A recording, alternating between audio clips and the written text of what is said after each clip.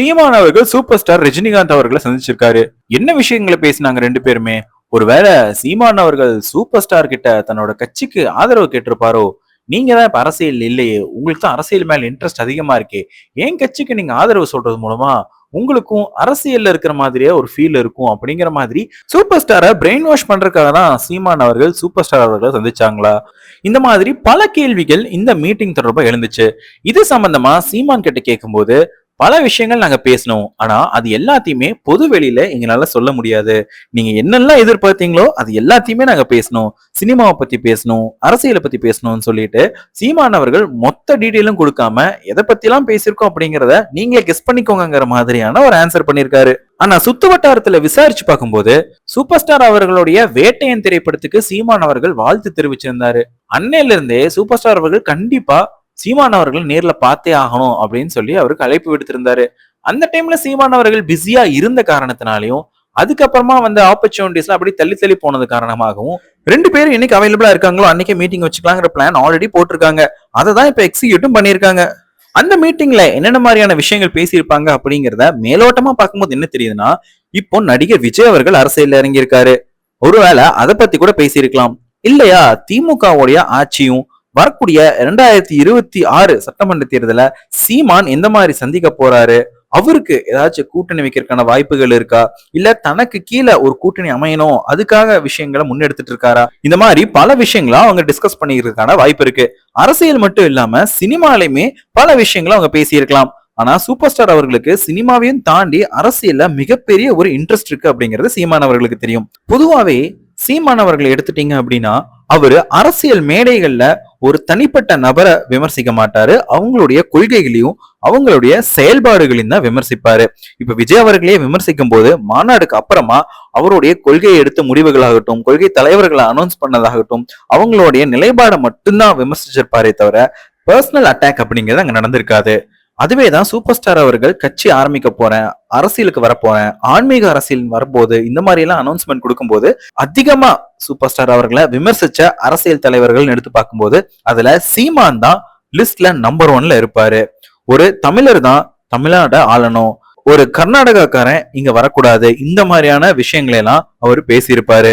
என்னுடைய மொழி இல்லாதவங்க கண்டிப்பா எனக்கு தலைவனாக முடியாது, என் மக்களுடைய கஷ்டத்தை புரிஞ்சுக்காதவங்க கண்டிப்பா ஆட்சியில உட்காரக்கூடாது, இந்த மாதிரியான பல விமர்சனங்களை சூப்பர் ஸ்டார் மேல அள்ளி தெளிச்சாரு. ஆனா சூப்பர் ஸ்டார் அவர்கள் தன்னுடைய உடல்நிலைய கருத்திற்கொண்டு நான் அரசியலுக்கு வரல அப்படிங்கிற ஒரு அனௌன்ஸ்மெண்ட் விட்ட உடனே சீமான் அவர்களும் சூப்பர் ஸ்டார் அவர்களை பத்தி பேசுறதை நிறுத்திட்டாரு. ஒரு நபரை அரசியல் ரீதியா கொள்கை ரீதியா எந்த அளவுக்கு சீமான் விமர்சிக்கிறாரோ அது இன்னையோட முடிஞ்சிடும். ஏன் அப்படின்னா இப்ப விஜய் அவர்களை இன்னைக்கு திட்டுறாரு அப்படின்னா நாளைக்கு அவரை பாராட்டவும் செய்வாரு.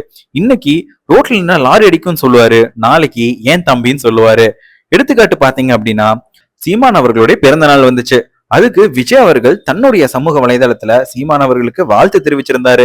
அதுக்கு சீமான் அவர்களும் தமிழக வெற்றி கழகத்துடைய தலைவர் அன்பு தம்பி விஜய்க்கு நன்றி அப்படின்னு சொல்லி பதிலும் கொடுத்திருந்தாரு. அது மட்டும் இல்லாம அவன் என் தம்பிங்கிற மாதிரி சொல்லியிருந்தாரு.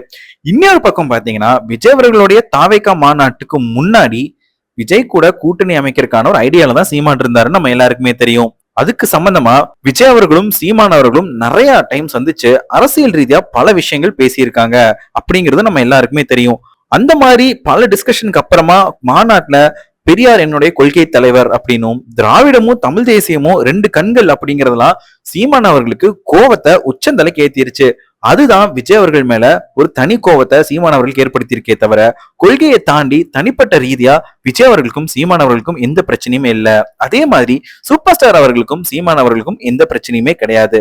கொள்கை ரீதியா மட்டுமே தான் சீமான் அவர்களுடைய தாக்குதல் இருக்கும் அப்படிங்கிறதும் அவருடைய அரசியல கூர்ந்து கவனிக்கிறவங்க எல்லாருக்குமே தெரியும். பாஜகவை பயங்கரமா விமர்சிப்பாரு. ஆனா தமிழக பாஜக தலைவர் திரு அண்ணாமலை அவர்களை தம்பின்னு தான் கூப்பிடுவாரு. பாமகவை பயங்கரமா விமர்சிப்பாரு. ஆனா ராமதாஸ் அவர்களை ஐயான் தான் கூப்பிடுவாரு.